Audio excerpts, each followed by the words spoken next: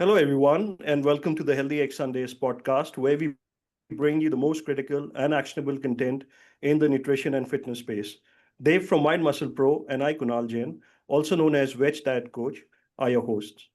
Our guest today is Linnea Lin May Huxford, writer, software engineer, public speaker, and author of Success with LADA Diabetes.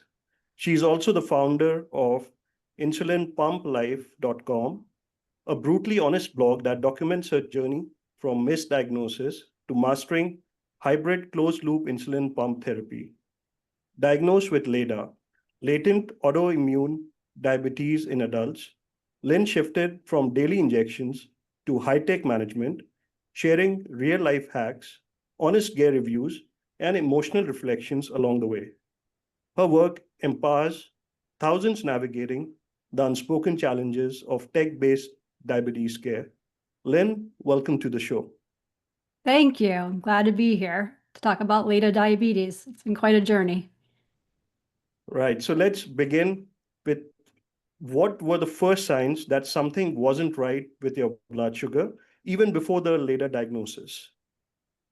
Yeah, that's a great starting point. So, um, there was definitely a diabetes onset where I had really high blood sugar. However, I talk about this in my book that there's actually something that happened before that where I would not feel good after eating like really sugary foods or foods with a high glycemic index, like orange juice or potato soup. And so I would feel ill. And I felt like my blood sugar was really on a roller coaster ride. But when I tested my blood sugar at the time, it was actually fine. After exercise, I felt shaky, but my blood sugar reading said it was okay, but I didn't feel okay. And I've talked to endocrinologists about this, and this is a common experience. I call it like flaky pancreas. So your pancreas is where the insulin is produced in your pancreas, LADA. Some people say LADA or LADA diabetes, latent autoimmune diabetes, is a progressive condition. And so I think that there's some problems that happen actually before you get like the really high A1C or the high blood glucose. So there's some instability that's happening and that goes on unrecognized a lot of times, other than you don't feel good. And so that's like the journey before the actual diabetes diagnosis. Right. So, can you walk us through your later diagnosis? How long did it take, and what was the turning point? Well, I was 30 years old when it came on, like pretty strongly, and I was really thirsty. I lost about 20 pounds. I had actually gained weight and got overweight in my 20s, and then I lost the weight unexpectedly. I started losing weight, and I was very thirsty, peeing a lot. So this is like classic diabetes symptoms. I went on vacation. I went on a hike. My muscles ached a lot, and I felt like I was out of shape. I felt maybe my body was failing on me, but I didn't really know why. And then I connected the dots one day. I was like, okay, I know I had some previous experience with type 2 diabetes, a family member that had type 2 diabetes, so I knew the symptoms of type 2 diabetes. I knew how to test my blood sugar because you can get a blood glucose meter at the pharmacy and test your blood sugar, and my blood sugar was very high at that point. So when I found out I had high blood sugar, I went to my primary care physician, and she gave me a blood test, and my A1C was like 11 and a half or something. Like, it was very high A1C, so my blood glucose was really out of control. And then she assumed type 2 diabetes because she saw so many people with type 2 diabetes, and so she prescribed metformin, which is very common medication for diabetes. Right. So, how did the initial misdiagnosis as type 2 impact you physically and emotionally? Well, it's a very frustrating experience because if you have type 2 diabetes, a lot of people with type 2 diabetes can improve it through exercise and changing their diet. They eat less carbohydrates and they exercise. So that's what I tried. I really went on a very low carbohydrate diet, even lower than what I do now, and then exercise. And the metformin helped because it's a progressive, my body was still making some insulin. So the metformin did help. And I got my A1C down to about 7, which is like okay, but not great. But then it got worse again. And it felt like maybe people wouldn't believe me that I really was following a good diet. And I think doctors see a lot of people that maybe don't make the diet changes. So I felt like that I was being blamed, like maybe there's something I'm not doing right. So that there's a whole emotional aspect there. So it's like if you know you're doing everything right, there's probably something else going on there. So it delayed the treatment. And so over time, the metformin stopped working, and then my doctor gave me another medication, glipizide, which is in a class of drugs called sulfonylureas, which actually is not a good idea for somebody that has LADA diabetes, because it puts stress on the pancreas to produce more insulin, and your pancreas is struggling at producing the insulin. So everybody needs insulin to absorb the energy from food, essentially. And that's why I had weight loss, and the weight loss continued. And weight loss it was a welcome thing because it was great to get lower weight at the time, but it was not from exercise. I mean, the weight loss was just because my body wasn't using the food, so I was more tired. It was not healthy. It was because I was sick. And so a couple of years went by of trying different medications, and then my blood sugar just started going up. So that's like the honeymoon period of time there. And everybody's journey is different there, depending on how long that honeymoon period is, maybe depending on when they first recognize that they have diabetes. So a honeymoon period can be a short period, like a few months, or it could be many years, depending on the person. Right. So you mentioned that you were diagnosed at age 30. So what is the usual age at which LADA is diagnosed? Is there like a age bracket we should look out for? It can be any age, really. I mean, it's the same cause as type 1 diabetes. Type 1 diabetes used to be called juvenile diabetes, but they found out you can get type 1 diabetes at any age. And some endocrinologists consider LADA diabetes to be a subtype of type 1. On my medical record, it's like treated as type 1. It's a slower onset, but yeah, any age. I mean, I've heard stories 20s to 60s or older. There's no specific age of when you can get it. Right. And the approach you have to take when it comes to type 2 diabetes, type 1 diabetes, or LADA is pretty much the same. Is it? Or is there a difference? You mean the treatment for LADA compared to type 1? Right. The treatment's the same once you get past through the honeymoon period. So some people can treat it with diet and exercise changes only. But once those don't work, once you're not producing enough insulin, you need insulin for treatment. So at that point, yes, the treatment is the same as type 1 diabetes, which is insulin. You might be more sensitive to insulin, so you might need a smaller amount of insulin at first because it's a gradual thing. So over time, your pancreas stops making insulin, and then you need more insulin. But yeah, it's the same treatment as type 1 diabetes. Yes. Right. Right. And another thing that comes to, like you mentioned, interesting was that you were losing weight when you were like around the time you were diagnosed. So this is completely, at least in most cases, this is opposite of what happens in type 2, where people tend to gain weight. So this the way to, like, one of the ways to physically make a distinction between the two types? Um, the weight loss can be a clue that maybe it's not type 2, because a lot of people with type 2 gain weight, right? Type 2 is insulin resistance, and type 1 is you're not making enough insulin. Some people have like double diabetes, so they can have both conditions. So it's not clear cut, right? It's not like you could have more, have gain weight and still have an autoimmune component so I don't think it's clear cut, but yes, if you're losing weight, I would say you might want to get a second opinion if somebody says it's type 2 diabetes and you're losing weight without trying to lose weight. I think probably a good clue that this should be investigated further. Yes. All right. So coming to the diagnostic side of things, is there like a test? Like I'm not expecting anybody with a diabetes to just go and test for antibodies. So what are like the primary filters or the primary ways to figure out what's going on? If like what kind of a diabetes it is? Yeah, so there's an auto antibody panel, and GAD antibody is the big one, the main one that is often high with LADA diabetes. Right. So, but yes, a lot of people don't get the auto antibody panel, that blood test.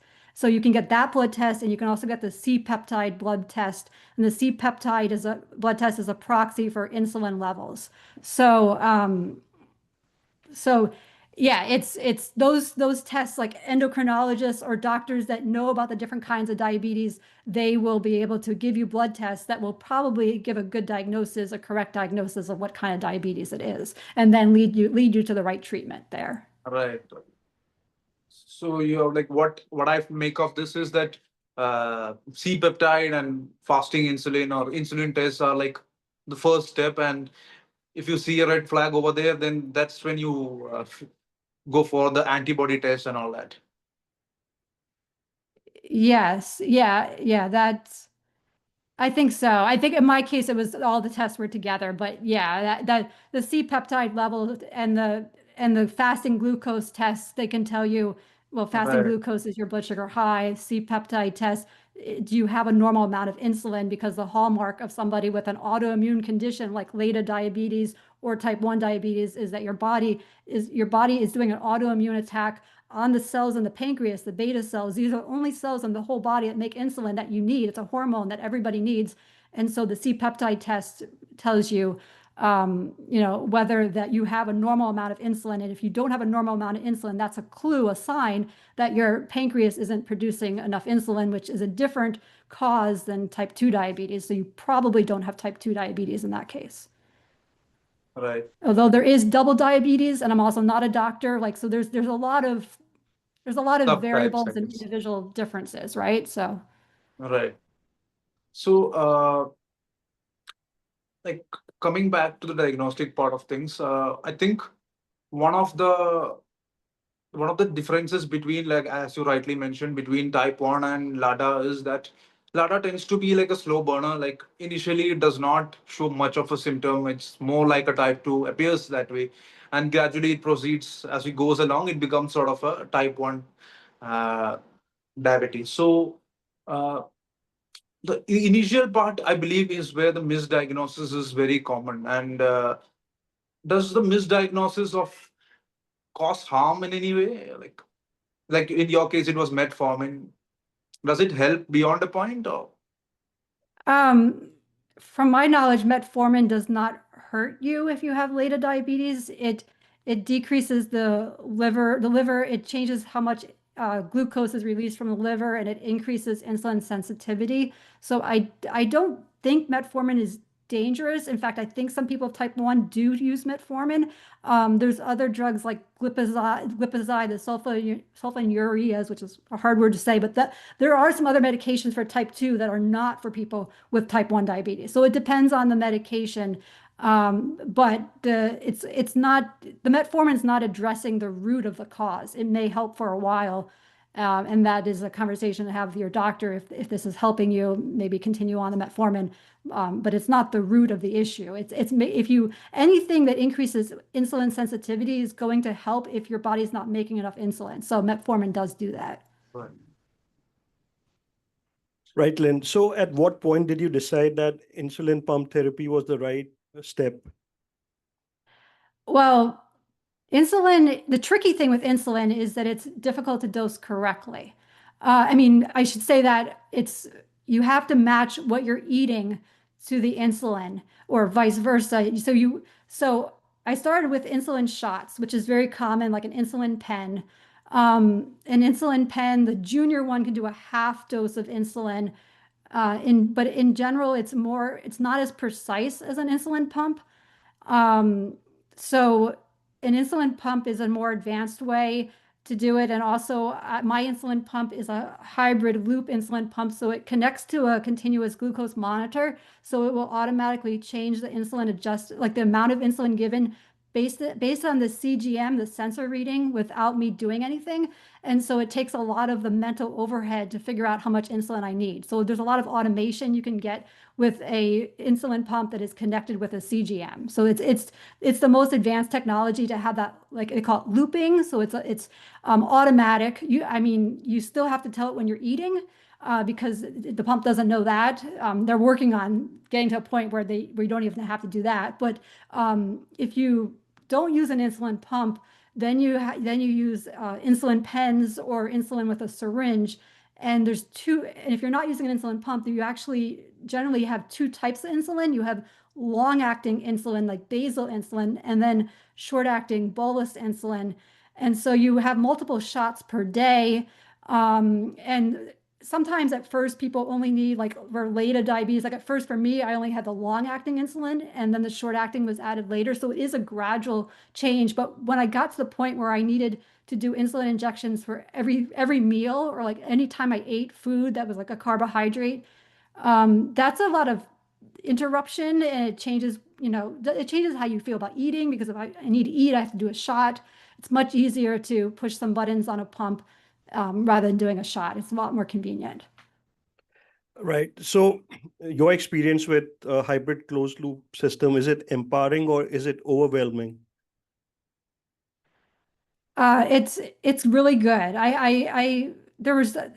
This is my second model pump, and just in the time I've been using an insulin pump for about 5 years, and I'm using the 780G. It's a Medtronic MiniMed 780G insulin pump, and that's an upgrade from the previous model, which was the 670G. The previous model was a lot of alarms and a lot more maintenance. I had to calibrate it twice a day, whereas I might only calibrate my current pump like once every few days or once every week. So it's a lot less work. So I don't find it overwhelming. Like, it doesn't wake me up at night. I don't have to think about diabetes as much, because it's like having an assistant that helps me with it. So I think it's a great system. But it depends. You have to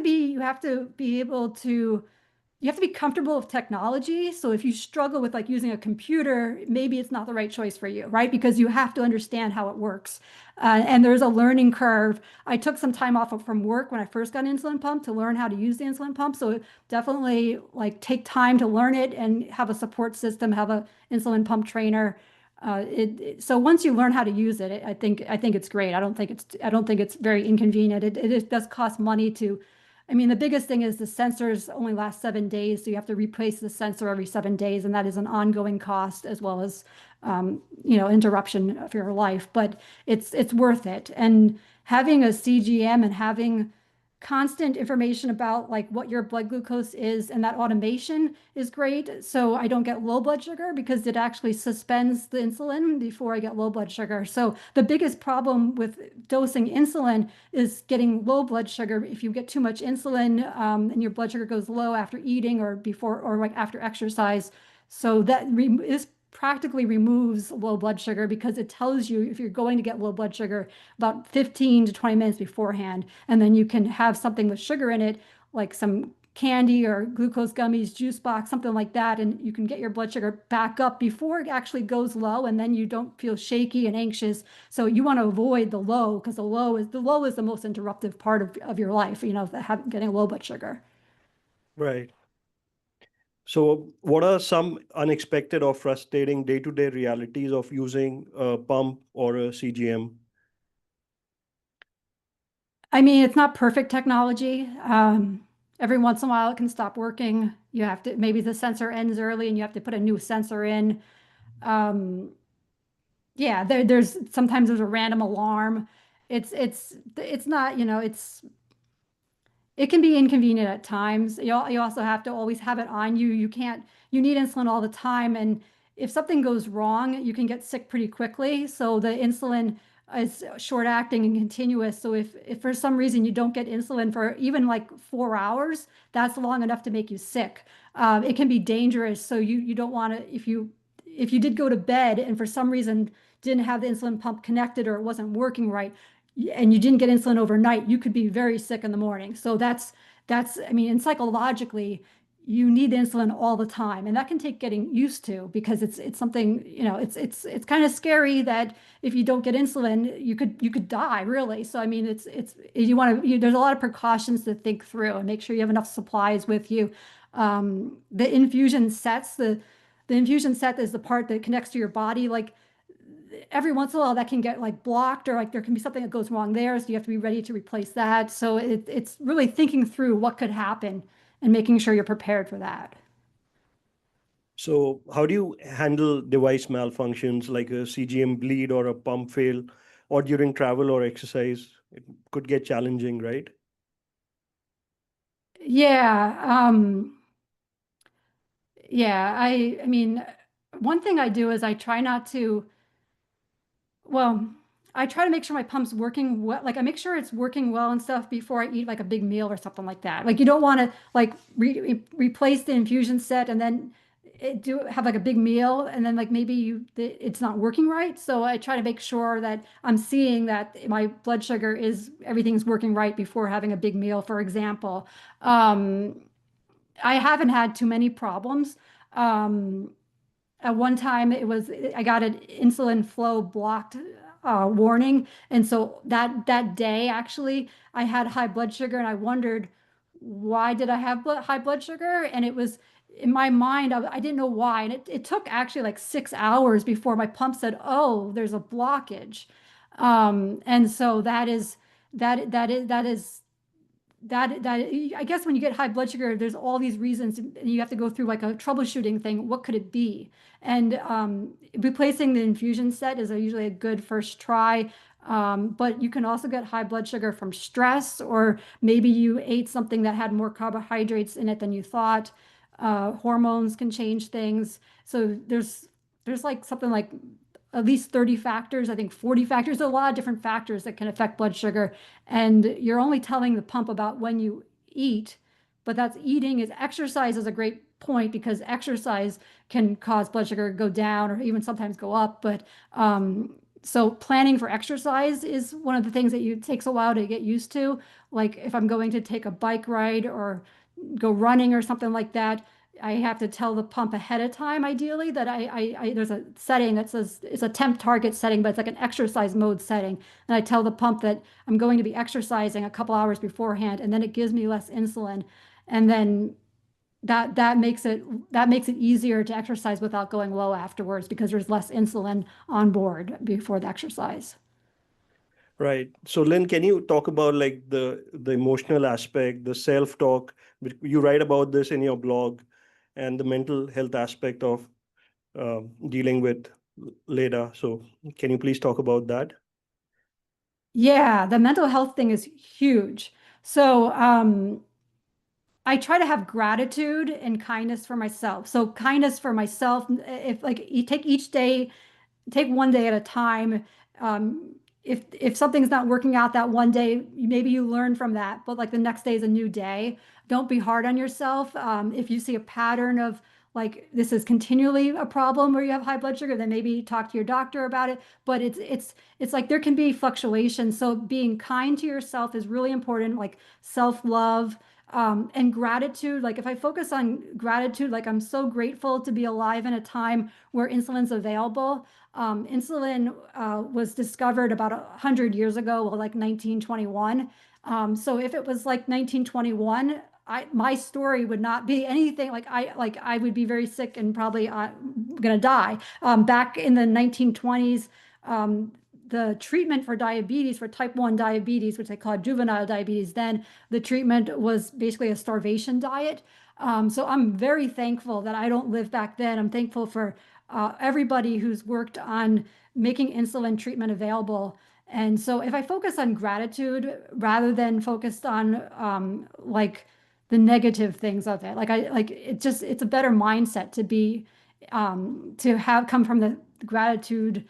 And also, just everybody's experience is different, and I caution you to, like, if you're trying your best and you're doing your best, like that's all you can do, right? So I to compare yourself to somebody else is not really the right mindset. You can learn from other people, but ultimately your experience and everything about your life is so unique, and your journey is unique. And I mean, getting a support system in place, your family, friends, healthcare system, doctor, allowing your family to help out because they care about you too. This is a serious condition, which is mentally, like, to know that you have a condition that's probably going to be lifelong unless they discover a cure for diabetes. But that seems far off. So this is probably a lifelong condition where you're going to need insulin for life. But your family understanding that and talking to them about the challenges and having their support system can really help as well. Right, Lynn. And Lynn, how do you manage the glycemic lows, hypoglycemia? What are the like best food options you choose or prefer?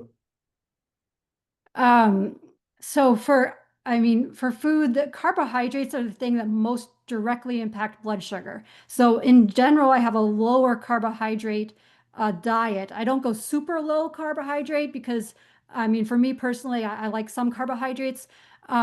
Protein is so important. And I discovered this early on when I first was in the honeymoon period. Like, if I had breakfast and I had bread, but I didn't have any protein, my blood sugar went much higher, and which was much harder to deal with, and I didn't feel good. But if I added protein to my meal, so if I added an egg, for example, like some form of protein, made a really big difference in stability of my blood sugar.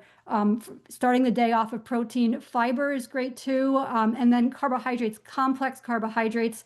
And you look at the glycemic index of foods, you can get a sense. So the glycemic index is how quickly do foods raise your blood sugar. And if you have foods that are complex carbohydrates, then the blood sugar doesn't raise so quickly. And if you're struggling with blood sugar regulation, you want food that does more gradual impact. So yeah, definitely protein, and fats, healthy fats like avocado, fats from like some fish and things like that. That's nuts as well. Healthy fats are great too. But the main thing is to avoid the food that causes a very fast change in blood sugar, and like bread, pasta, rice. Those are some examples, and anything like with a lot of sugar in it.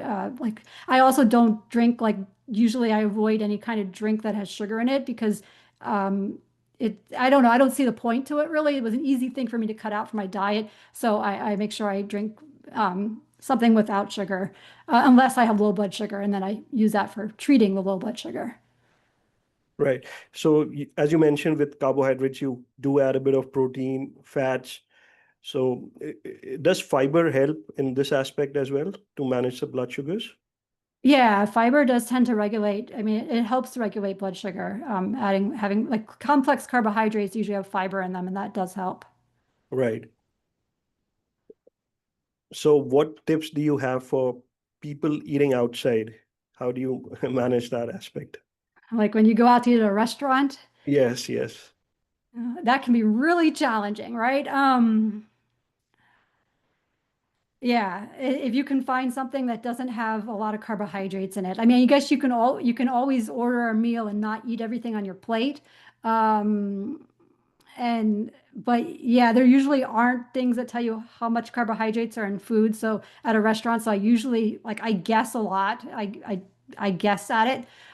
There's some types of food have a lot of sugar in the sauces, and that can be a hidden thing. Like American Chinese food is like really difficult for me. I try to avoid that kind of food. So I guess over time you learn which restaurants serve food that you can eat without it being a problem. Like, if I'm going to eat pizza, I'll get thin crust pizza because it has less carbohydrates than thick crust pizza.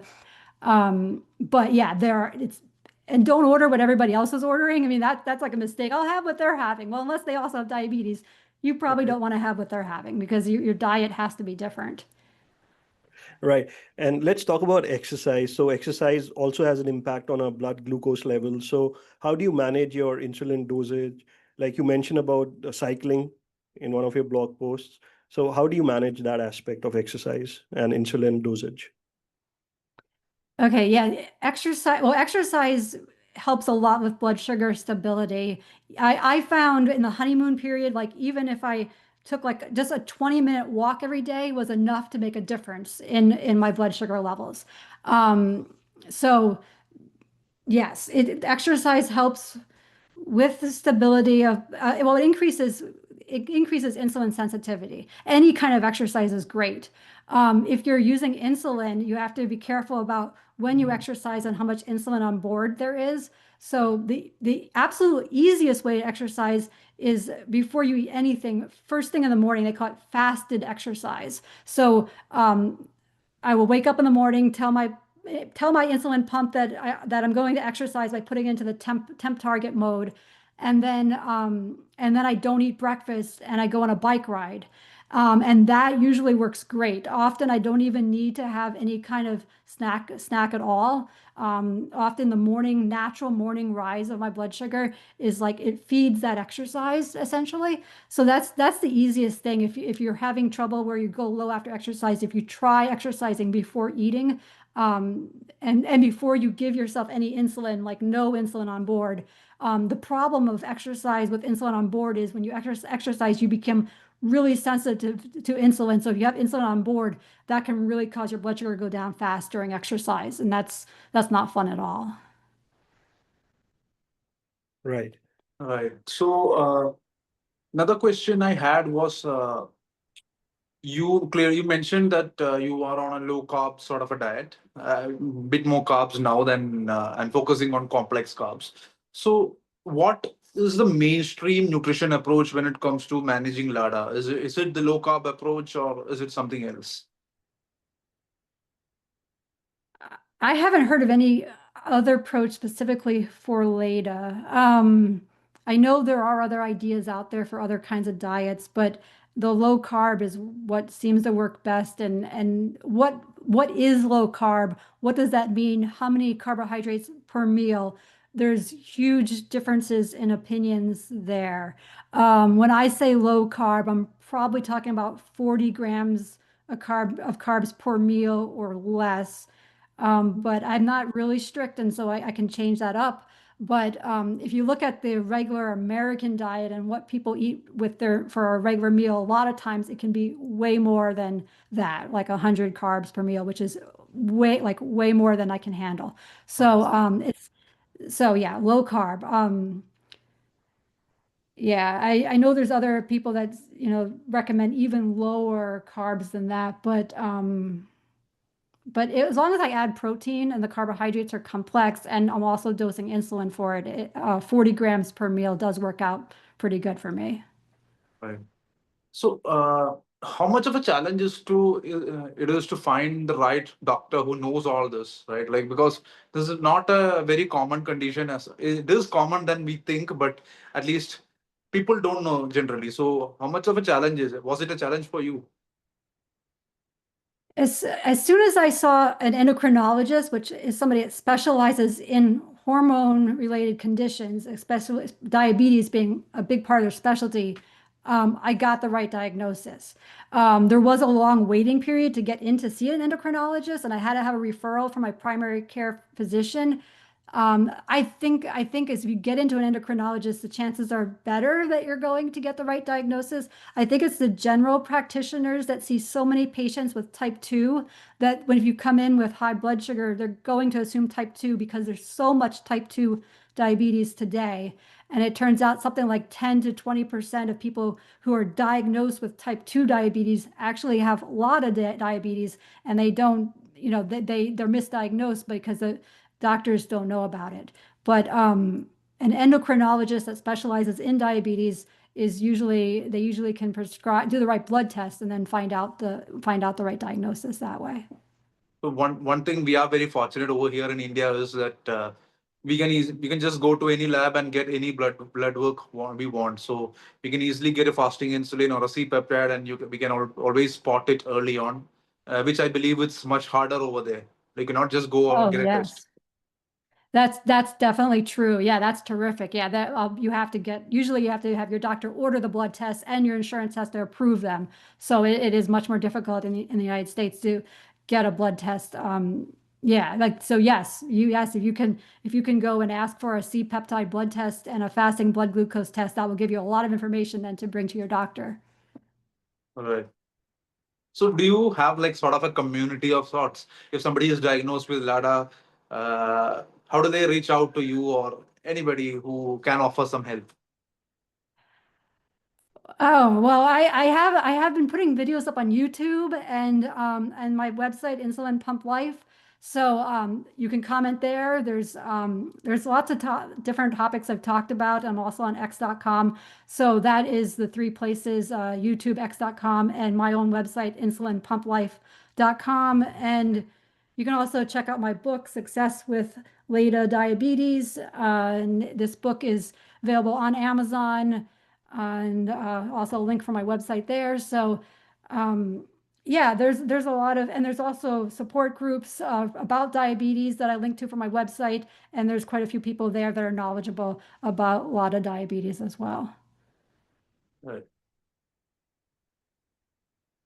So Kunal, do you have anything? Yeah, Lynn, let's talk about your like your writing, your advocacy. So what inspired you to write your book, Success with Later Diabetes, and what was the hardest part of telling your story? Well, yeah, I felt like I could help out so many people because I learned so much about this journey. And I was surprised that I personally didn't know anything about insulin pumps or really anything about insulin before getting diabetes. I think it's just not common knowledge, and there is so much there seems to be an increase in diabetes of all kinds of diabetes right now for whatever reason. So I wanted to help out and writing a book. I mean, getting the book to done was difficult. Really have to keep focused on it. And I mean, I wrote the book thinking about what would I want to tell somebody else in the same kind of situation, and having that mindset of wanting to help people. I was a bit afraid at first about like connecting my real identity to my book because it's very personal stuff. And is it okay to talk about your medical issues? But ultimately, it's the positives of what the help I can provide, the information I can provide is way more important than any risk of, to me. And I need insulin to live. And the more people that know about insulin, and its importance, the more, better for everybody, right? So, and it shouldn't be something you're scared of. Insulin, it's not scary, it's life-saving. But it is scary if you don't know about it. And if you don't have a role model of, okay, look at Linnea, she had this challenge. She got through it. She's doing fine. You can live a long, healthy life. There's really the access to insulin is very important though, and in some countries that is still today a big challenge. It can be an expensive. For me, the technology is more expensive than the insulin itself, but we need more access to insulin and more awareness, and it should not be something that people can't get just because they can't afford it. So you end up thinking about more people than yourself, and that it's really, you could say it's even a political cause. Like it's if you need insulin, you should be able to get insulin. And really the new technology, the hybrid closed loop systems, the insulin pumps that are automated, we need more access to those as well because they make such a big difference in quality of life. And we all know that if your blood sugar is not controlled and not in range over time, there's so many things that can go wrong with your health because high blood sugar causes damage to your body. You can lose your eyesight. You can have kidney problems. There's a lot of problems that can happen from uncontrolled blood glucose. And this technology really allows the automation can really help a lot of people get the right amount of insulin. And I looked into the studies about like how do we know that this is so important for long-term health? And there's studies that were conclusive that they tested what happens if people don't get, they call it intensive insulin therapy. So when they first introduced insulin, People would get insulin like one time a day, they'd have an insulin shot, or maybe twice a day, but they didn't know about keeping blood sugar in range all day long. And then they studied, what if they kept blood sugar in range all day long, and the health impact, the improvement in health was so good that it's for the medical costs long term are going to be lower if everybody can keep their blood sugar in range. It stops all kinds of problems later in life. Absolutely. And totally understand your motivation to launch your website, insulinpumplife.com. So what kind of content do you wish other diabetes sites would publish? What kind of content that you asked? Yes, like what do you think is missing? Like, because you put a lot of content, what kind of content would be useful practically on other sites as well? I think personal stories are so powerful. Yeah, personal stories um, and information about diet, and there's been a lot of good impact on me with like um, when you need to really pay attention to what you eat. You start looking at nutrition labels, and then you start asking more questions, and you start realizing um, how how much impact what you eat has on your health. And also, it'd be great to see more examples of what they're continuous, if people are using CGMs, continuous glucose monitors, and if we could see more of their graphs and more stories about, what happens when they eat something, if they have diabetes or if they don't have diabetes, how does their body respond? A CGM, it's so powerful to see directly that my food choices make a huge difference on my blood sugar. And I think in general, what you choose to eat has a big impact on your health, whether you have diabetes or not. I just think it's probably much more evident if you have diabetes. But that is not emphasized enough. I think there's a lot of people that are, people are choosing food that is quick, easy, quick, available, cheap, fast food. And it's really, and also a lot of food has too many preservatives in it. So it's, really being very wise about what you're eating and watching out for that. And so anyway, yes, an emphasis on diet would be great for all kinds of health conditions, including diabetes. It stands out in diabetes, but it's not only diabetes. Right. Is there any myth you would like to debunk about diabetes tech like CGMs or insulin pumps?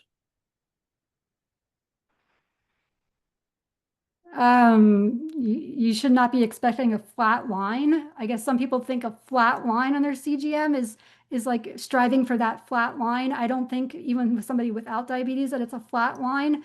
So it's normal to see ups and downs. When you eat food, it's normal for the blood sugar to go up. The problem is if it goes up and stays up for a long time, that's where the problem is. So there's a new thing now they call it time in range.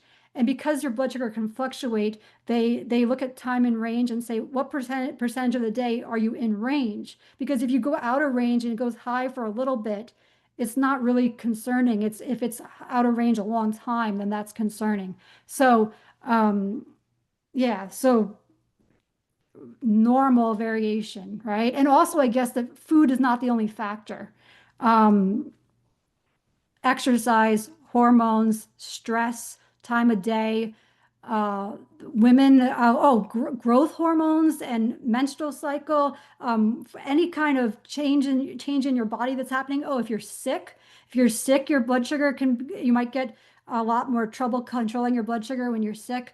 Steroid medications also make you much more insulin resistant, and you need more insulin. So there's so yeah, if somebody is seeing that their blood sugar is high a lot, we need to figure out why, and there's a good chance it has nothing to do with anything. It might not be anything that you changed, right? It could be your body's changing, for example, is one thing. So there's a variation throughout the course of your life. Right.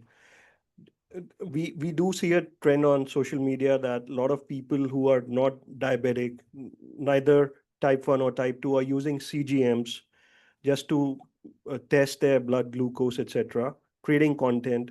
What is your view on people who do not have any kind of diabetes be using CGMs? Is that a good thing or can be a negative thing? I don't have a problem with it because I think it brings awareness to blood glucose in general.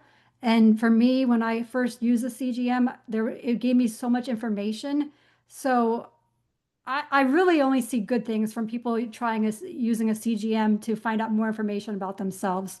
I know that some people think that some people with diabetes don't think that you should be using a CGM because you don't really need a CGM.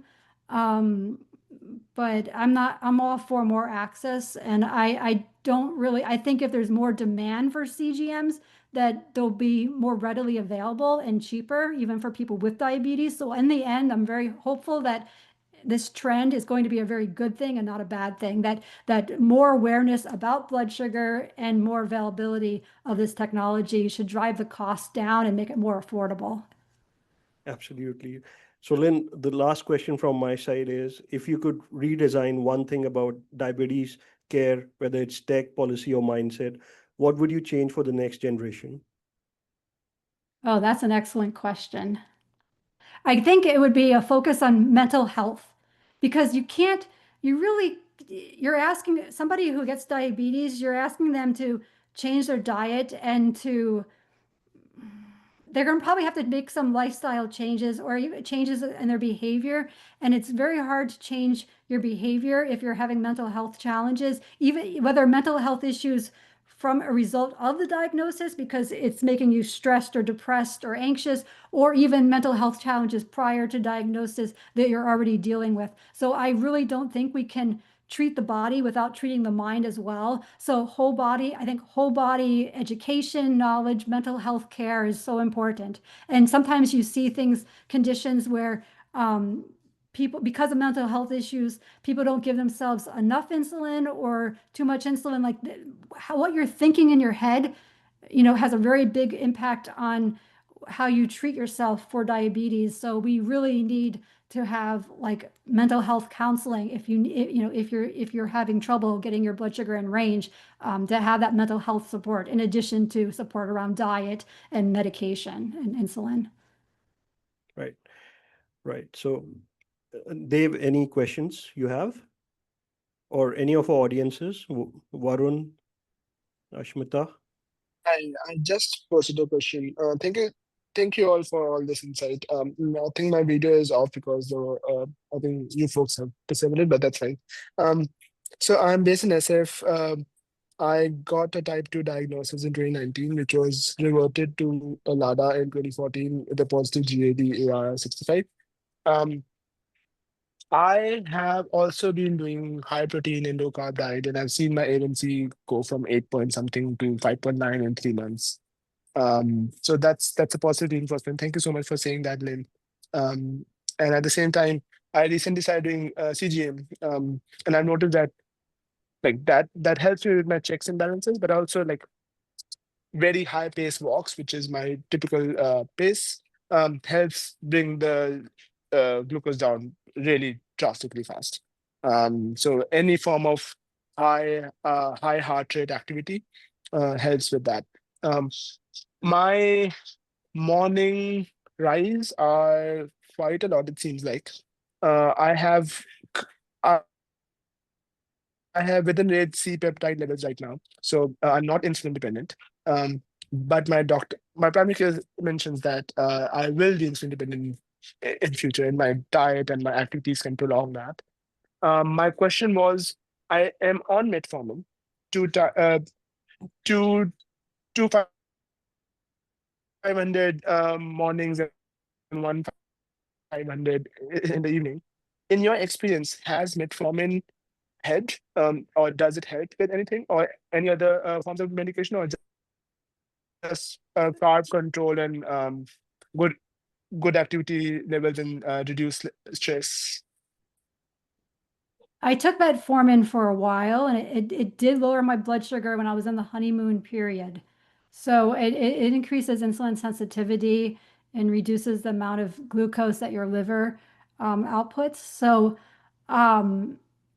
if it's working for you, I mean, I took it for a while, it worked for me, but then when I started insulin, my endocrinologist said that she didn't think I needed the metformin, and it turned out that I did not need the metformin. So I think everybody's different there, and I wouldn't recommend making any changes without talking to your doctor, but I think some people might benefit from metformin, but it's not the root, it's not addressing the root issue or the root cause in LADA diabetes, that the root cause is that your body is not making enough insulin. But in that honeymoon period, anything you can do to be more insulin sensitive is generally probably a plus, right? So like exercise, you talk about exercise, yes, that can make a huge impact and delay the need for insulin. Right. Yeah. And sorry, go ahead, Varun. Sorry, go ahead, Kunal. Yeah, I think Varun, just one thing on medication side, Lynn did mention about sulfoline ureas, which can be detrimental. Since you talked about metformin, so those kind of drugs can actually reduce your islet function in the pancreas. Yeah. Exactly. Yeah. So in my case, when the metformin stopped working, they gave me another medication, a glipizide, and that is detrimental because it puts strain on the pancreas. So in general, insulin is the right treatment. I see. So that's, yeah.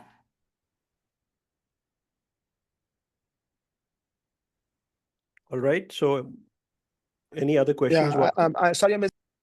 Yeah, nothing. I have my endocrinologist scheduled, which was like 6 month delay in mid-July. So let's see what he's. Okay. Right. Sounds good. Right. So Dave, you want to come on? Thank you so much for the question. Sure. And yeah, go ahead, Ashmita. Thank you. Thank you for the call. And just for reference, Varun is my husband. So just attending the call for my education. I'm just curious to hear your thoughts on if you're planning to increase or improve the pancreatic beta islet cell function, why isn't GLP-1R agonist being subscribed for LADA as opposed to, because it's going to impact or perhaps improve the signaling, help with the inflammation, and in addition to lowering the blood glucose levels. So I'm just curious about your thoughts on that. That's a topic that I haven't done enough research on. I don't feel like I can really speak to that. It never came up in my history. So it's a great question, but I don't feel like I have that knowledge. I see. And is there any correlation between, say, pancreatic beta cell function and thyroid function? I know there is some evidence that semaglutide reduces TSH and all of that, but I was just curious to understand if there's any association between the two disease areas. The connection I'm aware of is that some thyroid conditions are autoimmune conditions, just like type 1 diabetes and LADA diabetes, it's autoimmune. And autoimmune conditions can run in families. So I have somebody in my family that has a thyroid condition. So this is a genetic component here. So that's the connection I'm aware of there, that it can be genetics, maybe related on the same genetic level, these autoimmune conditions. Mm-hmm. I see. And is it like normal to see that if there has been progress on one autoimmune disease areas, other autoimmune diseases will also start emerging in the health condition, or They that do may check not my be the thyroid. case? Like my doctor checks my thyroid every time I go to the doctor. So I think there is some concern about that, but I don't know what the statistics are about how common that is. Okay. Right. Thank you. And as far You're as I'm welcome. aware, if you are handling one autoimmune very well, chances are that all the other autoimmune also is under control. But having said that, uh, even autoimmune itself is a broad area, broad this thing. So you cannot treat a skin condition or a thyroid condition same way you deal with type 1 or a LADA. Mhm. So there's a lot of variation, and there's a lot of connecting areas also, but they are very much different also. So yeah, thyroid problems, like if you have one autoimmune, it's very much likely, and it's possible that you might develop an autoimmune in the future. Like Hashimoto's is the thyroid. I think Hashimoto's or Graves. These are the two common thyroid autoimmune conditions that you were referring to. Yeah. Yeah. I mean, I'm just thinking about it mechanistically. Like if there is a cytokine storm going on, there is inflammation going on, there are antibodies being produced to combat that, and there would be a snowball effect eventually. So, I mean, it just probably increases the risks. So, I mean, what can we Yes, do it does. to Like, not just, I don't have the you know, numbers, but from what I recall, if you are more likely to have an autoimmune, if you have one autoimmune, you're more likely to have multiple autoimmunes, or there's a chance, high risk of developing it later in life. So that's always there. The connection is not exactly sure. yeah, cool. Thanks. So I think Kunal is. Yeah, I'm back. So I think we've come to the end of this podcast, Lynn, and we want to thank you for all the wonderful insights you shared with us. And definitely, it's going to benefit a lot of people. And we want to thank you again for your time. It was lovely chatting with you. Thank you. It's been wonderful. Thank you for having me. Yeah, please check out my book, Success with LADA Diabetes. It's available on Amazon. For more information, at my website, insulinpumplife.com. And yeah, good luck to everybody on this journey. Thank you. Okay, thank you. Bye-bye. Bye.